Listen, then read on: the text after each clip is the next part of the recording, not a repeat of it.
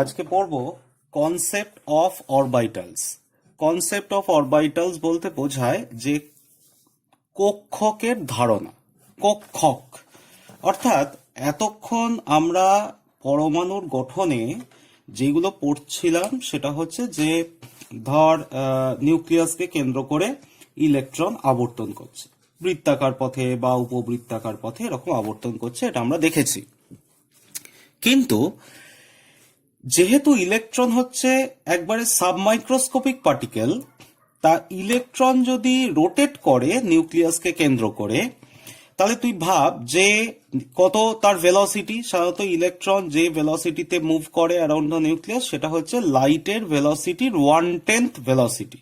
অর্থাৎ লাইটের ভেলোসিটি যদি 3 × 10⁻10 হয়, 3 × 10⁻10 সেন্টিমিটার, মানে 3 × 10⁸ মিটার পার সেকেন্ড হয় লাইটের ভেলোসিটি, তাহলে তার 1/10 ভেলোসিটিতে, তার মানে কত ইলেকট্রনের ভেলোসিটি ইভি যদি আমি লিখি তাহলে সেটা হবে around 3 × 10⁻7 3 × 10⁻7 metre per second inverse. তাহলে এত ভেলোসিটিতে যদি কেউ আবর্তন করে একটা সাব মাইক্রোস্কোপিক পার্টিকেল নিউক্লিয়াসকে কেন্দ্র করে, তাহলে তাকে নিশ্চয়ই খালি চোখে কেন, কোনো মাইক্রোস্কোপেও দেখা যাবে না। অর্থাৎ সামান্য যদি আমরা একটা এক্সাম্পল এখানে ধরতে পারি, ধর ফ্যানের যে ব্লেড যখন রোটেট করে, পাখা যখন ঘোরে, তখন পাখার ব্লেডগুলো যথেষ্ট এমনিতে বড়, সেটাই যখন রোটেট করে সেটা কিন্তু লাইটের ভেলোসিটির 1/10 ভেলোসিটিতে রোটেট করে না, তার থেকে অনেক কম ভেলোসিটিতে রোটেট করা সত্ত্বেও আমরা কিন্তু পাখার ব্লেডকে দেখতে পাই না। যখন পাখা ঘুরছে তখন ফ্যানের ব্লেডগুলো আমরা দেখতে পাই না, কিন্তু আমরা বুঝতে পারি যে ওই রিজিয়নের মধ্যে 3টে ব্লেড কি 4টে ব্লেড, যাদের যেরকম পাখা আছে 3টে ব্লেড কিন্তু রয়েছে। অর্থাৎ আমরা একটা বুঝতে পারি যে এই চত্বরের মধ্যে কোথাও পাখার 3টে ব্লেড রয়েছে, কিন্তু পার্টিকুলার তার এক্স্যাক্ট পজিশন বা লোকেশন কিন্তু আমরা দেখতে পাই না। তাহলে একটা ইলেকট্রন যদি নিউক্লিয়াসকে কেন্দ্র করে রোটেট করে এবং লাইটের ভেলোসিটির 1/10 ভেলোসিটিতে, যথেষ্ট বেশি ভেলোসিটিতে, তাহলে নিশ্চয়ই সেটাও দেখা যাবে না। এবং আমরা মনে করতে পারি যে ওই রেঞ্জের মধ্যে, ওই রিজিয়নের মধ্যে ইলেকট্রনটা রয়েছে। একটা জাস্ট কিরকম মেঘের মতো দেখাবে, ক্লাউড বা ক্লাস্টার এরকম টাইপের দেখায়। তার জন্য কনসেপ্টটা এরকম এলো যে এতদিন যখন ইলেকট্রনকে আমরা কণা হিসেবে চিন্তা করছিলাম, তখন ইলেকট্রনকে আমরা মনে করতাম যে বৃত্তাকার কক্ষপথে ঘুরছে। কিন্তু কোয়ান্টাম মেকানিক্স কি বলছে? কোয়ান্টাম মেকানিক্স বলছে যে ইলেকট্রন হচ্ছে ওয়েভ। ইলেকট্রন যখন এত স্পিডে ঘোরে তখন সেটাকে ওয়েভের মতো লাগে। অর্থাৎ কোয়ান্টাম মেকানিক্সের মূল কথাটাই হচ্ছে যেটা তুমি দেখতে পাচ্ছ সেইটা সম্পর্কে বলো, যেটা তুমি দেখতে পাচ্ছ না সেটা বলো না। তাই ইলেকট্রনকে আমরা দেখতে পাই না, তাই ইলেকট্রনকে যদি না দেখতে পাই তাহলে কোয়ান্টাম মেকানিক্স অনুযায়ী আমরা বলতে পারি এটা হচ্ছে একটা পুরো ওয়েভের মতো ঘুরছে যখন। এবং সেইখান থেকেই কনসেপ্টটা এলো যে এটা শুধু বৃত্তাকার নয়, এটা একটা কোনো লিনিয়ার জায়গায়, অর্থাৎ একটা সমতলের মধ্যে সে রোটেট করছে না, সে বিভিন্ন জায়গায় রোটেট করছে। অর্থাৎ সার্কুলার মোশনটা যদি এরকম হয়, আবার এরকম হতে পারে, এরকম হতে পারে, তার পরের মুহূর্তে এরকম হতে পারে। অর্থাৎ পুরো একটা যেন ফুটবলের মতো মনে হচ্ছে অরবাইটালটাকে। তা তখন এই কনসেপ্টটা এলো যে 2 ডাইমেনশনাল থেকে 3 ডাইমেনশনাল, অর্থাৎ বৃত্তাকার থেকে এলো গোলকাকার। অর্থাৎ তখন ছিল কি, আগে কক্ষ, যেটাকে ইংলিশে বলতাম অরবিট, এখন এলো কক্ষক, অরবাইটাল। অরবিট আর অরবাইটালের মধ্যে ডিফারেন্সটা হচ্ছে অরবিট বলতে বোঝায় কক্ষ আর অরবাইটাল বলতে বোঝায় কক্ষক। কক্ষক হচ্ছে কি 3D কনসেপ্ট, আর কক্ষ হচ্ছে 2D কনসেপ্ট। 2D মানে 2 ডাইমেনশনাল, দ্বিমাত্রিক, আর 3D মানে ত্রিমাত্রিক কনসেপ্ট, অর্থাৎ দৈর্ঘ্য প্রস্থ উচ্চতা আছে। তার মানে আমি যদি একটা ফুটবলকে চিন্তা করি তাহলে ফুটবল হচ্ছে 3D ফিগার। এখন ফুটবলটাকে যদি আমি দেওয়ালে চেপটে দিই তাহলে সেটা একটা কি হবে, সার্কেল হয়ে যাবে। ঠিক সেই রকম জিনিস যে এবার থেকে আমরা চিন্তা করব যে ইলেকট্রন যখন নিউক্লিয়াসকে কেন্দ্র করে ঘুরছে তখন যেন একটা বৃত্তাকার কক্ষপথ আমি না চিন্তা করে বলবো গোলকাকার কক্ষপথে ঘুরছে। গোলকাকার চেহারাটা, মানে অরবাইটালের চেহারাটা হচ্ছে স্ফেরিক্যাল শেপ। এবং আমরা ওই স্ফেরিক্যাল শেপ যেহেতু রয়েছে আমরা ধরে নিলাম, তাহলে এখানে 2D থেকে 3D তে চলে এলাম। এবারে n ইকুয়ালস টু 1 যখন, তখন আমরা বলেছিলাম, দেখ ওই আগের যখন আমি পড়ালাম জাস্ট আগের দিনে, সেখানে আমি কি বলেছিলাম যে n ইকুয়ালস টু 1 এ একটাই কক্ষপথ আছে, সেটা বৃত্তাকার।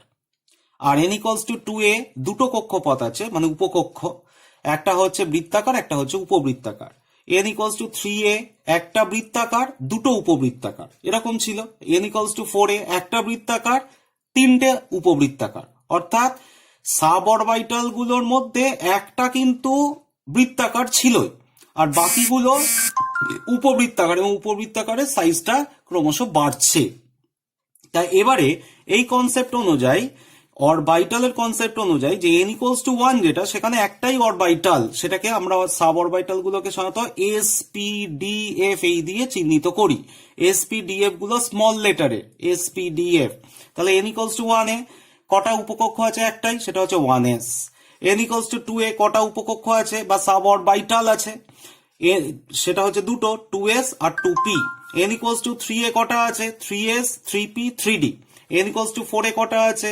4s, 4p, 4d, 4f। ঠিক আছে। এবং এসটার শেপ কি রকম? স্ফেরিক্যাল, যেটা বৃত্তাকার ছিল আগের কনসেপ্টে সোমারফিল্ডের, সেটা হয়ে গেল স্ফেরিক্যাল। পি অরবিটালের শেপটা দেখা গেছে ডাম্বেল শেপ। ডাম্বেল শেপ মানে এরকম দেখতে, ডাম্বেলের মতো। আর এটা হচ্ছে স্ফেরিক্যাল শেপ।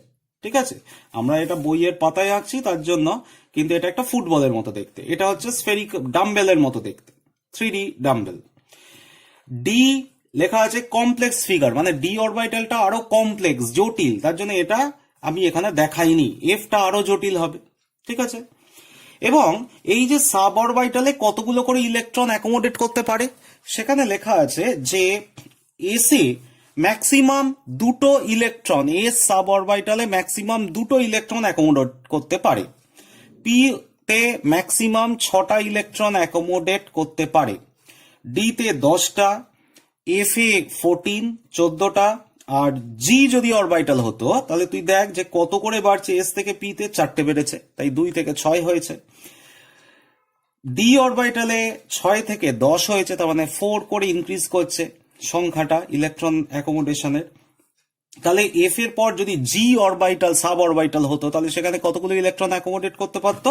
18টা। ঠিক আছে। এবারে এদের আমরা কিরম করে দেখাই না, স্কিমেটিক ডায়াগ্রাম। সাধারণত আমরা ইলেকট্রন গুলোকে যে দেখাই, সেটা হচ্ছে এস অরবিটালটা একটাই বক্স দেখাই। কটা ইলেকট্রন ধরে? দুটো। সেই দুটোকে এরম করে আমরা দেখাই যে একটা ইলেকট্রন এই অভিমুখে আছে, আর একটা ইলেকট্রন এই অভিমুখে আছে। এটা কি বলা হয়? Schematic diagram. ইলেকট্রনগুলো এরম করে দেখানোর মানে হচ্ছে যে ইলেকট্রনগুলো নিজেও তো স্পিন করে নিজের অ্যাক্সিসে, ঠিক যেরকম পৃথিবীর আহ্নিক গতি, সেরকম ইলেকট্রন নিজে স্পিন করছে নিজের অ্যাক্সিসে, প্লাস তোর রিভলভ করছে অ্যারাউন্ড দ্য নিউক্লিয়াস বা অরবিটালের মধ্যে। তাহলে নিজের যে স্পিন, সেটা দু ধরনের হতে পারে, একটা হচ্ছে রাইট হ্যান্ড, একটা হচ্ছে লেফট হ্যান্ড। তাই আমরা একটাকে এরম দেখাই, আরেকটাকে এরম দেখাই।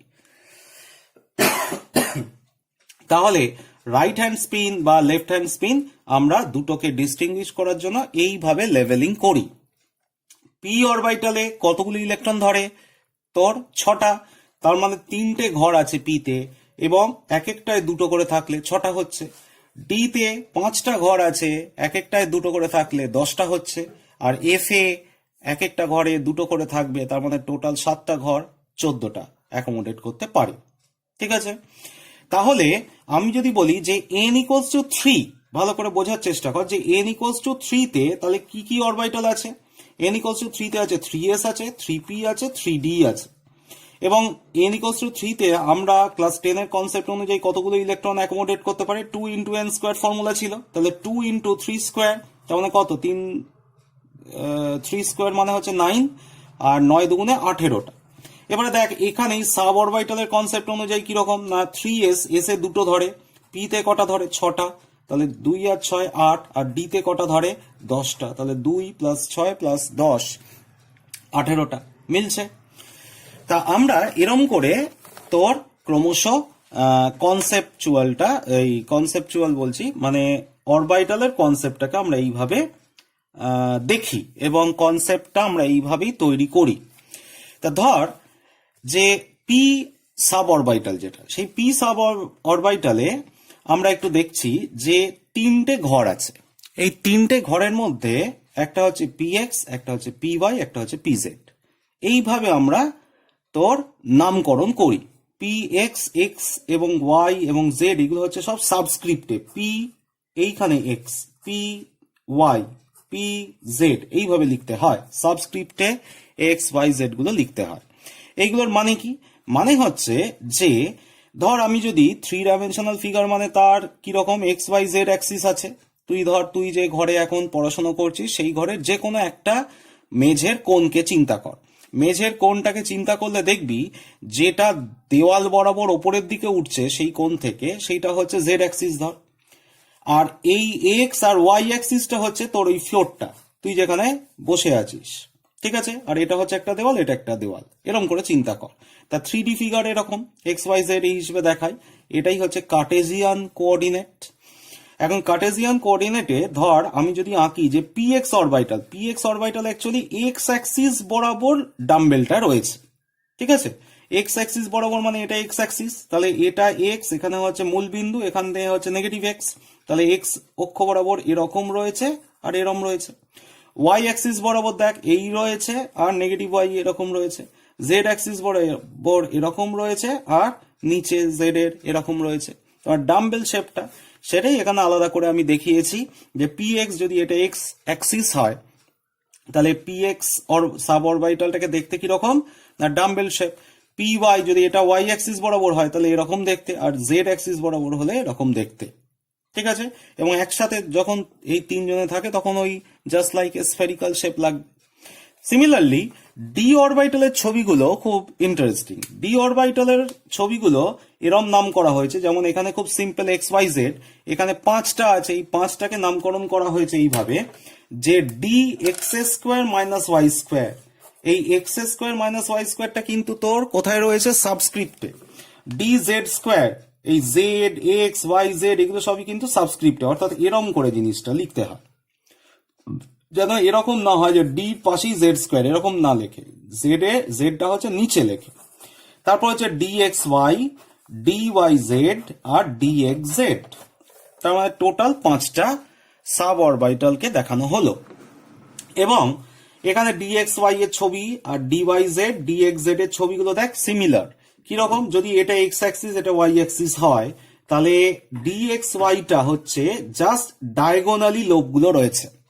সিমিলারলি যদি ওয়াই অ্যাক্সিস আর জেড অ্যাক্সিস এটা হয় তাহলে ডায়াগোনালি রয়েছে এই লোবগুলো। এখন আমি আলাদা আলাদা করে শুধু দুটো করে অ্যাক্সিসের মধ্যে দেখিয়েছি বলে এরকম দেখাচ্ছি যে এইটা ওয়াই অ্যাক্সিস এটা এক্স অ্যাক্সিস, ঠিক আছে? তারপরেই আমি দেখাচ্ছি আবার এইটাই জেড অ্যাক্সিস এটা ওয়াই অ্যাক্সিস, এতে যেন গন্ডগোল না হয়। তুই যদি মনে করতিস যে একসাথে আমি দেখাবো তাহলে এটা এক্স এটা ওয়াই এটা জেড, তাহলে সেই অনুযায়ী তুই যদি ডি এক্স ওয়াই যদি চিন্তা করিস তাহলে ডি এক্স ওয়াই এর এটা এরকম ছবিটা হওয়া উচিত, ঠিক তো?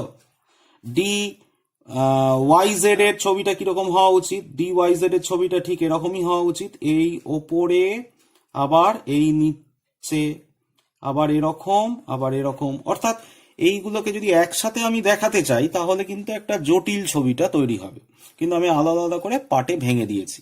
তার মানে এরকম নয় যে এখানে ভার্টিক্যাল লাইনটা ওয়াই অ্যাক্সিস ধরেছি তার পরক্ষণে এই ভার্টিক্যাল লাইনটা জেড অ্যাক্সিস ধরেছি, তার মানে এটাই নয় যে এইখানে যেটাকে ওয়াই ধরেছি এইটাও সেখানে ওয়াই হবে। আমার কথাটা কি নিশ্চয়ই বুঝতে পারছিস যে আমি ওয়াইটা তখন এখানে দেখিয়েছি, ঠিক আছে? অর্থাৎ দুটো করে অ্যাক্সিসকে আমি আলাদা আলাদা করে বিচার করেছি। তার ফলে কি হচ্ছে না ছবিগুলোকে আর একটু সুন্দর করে বোঝানো যাচ্ছে। ধর ডি এক্স জেড সেই অরবিটালটাকে কিরম দেখতে না এক্স আর জেড এর মধ্যিখানে অর্থাৎ ডায়াগোনাল বরাবর লোবগুলো রয়েছে, এবং বইয়ে দেখবি ছবি আছে যে লোবগুলো যখন আঁকা আছে এরম প্লাস মাইনাস এরম করে ছবিগুলোর লোবগুলোর মধ্যিখানে দেওয়া আছে। তা এইগুলো তোর দেওয়ার অর্থ এই মুহূর্তে বুঝতে একটু অসুবিধা হবে, শুধু এটা মনে রাখবি যে প্লাস মাইনাস করে একটা সাইন থাকে এবং এটা তৈরি হয় যে তার সিমেট্রিজ অরবিটালের সিমেট্রিটাকে বিচার করে এই প্লাস মাইনাস সাইনগুলো হয়। তা এই মুহূর্তে সিমেট্রি ব্যাপারটা অতটাই ইম্পর্টেন্ট নয় তোদের কাছে।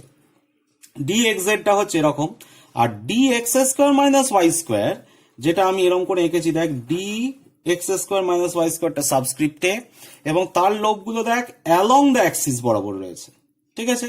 আর ডি জেড স্কোয়ার যেটা, সেটা জেড অ্যাক্সিস ধর এটা, সেই জেড অ্যাক্সিসে লোবটা রয়েছে, আর তার সাথে ঠিক যেরকম স্যাটার্ন যে প্ল্যানেট তার যেরকম রিং তৈরি হয় সেরকম একটা রিং এর মতো আছে, ঠিক আছে। এবং এইটা হচ্ছে প্লাস, এটা হচ্ছে প্লাস, আর এই রিংটা হচ্ছে মাইনাস করে।